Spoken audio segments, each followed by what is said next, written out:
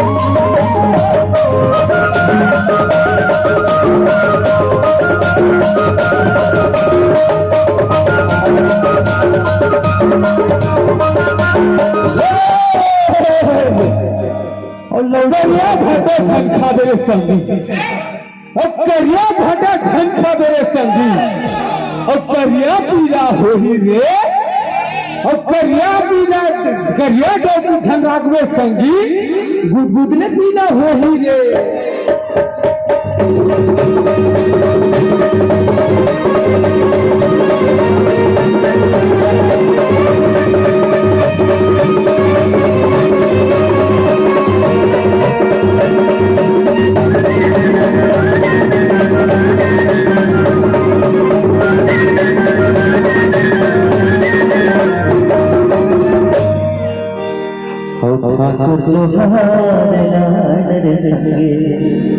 और लाहिर सुपारे के पूरा हो ये तेरे महल बैठे हो मालिक राम राम ले मोरा हो।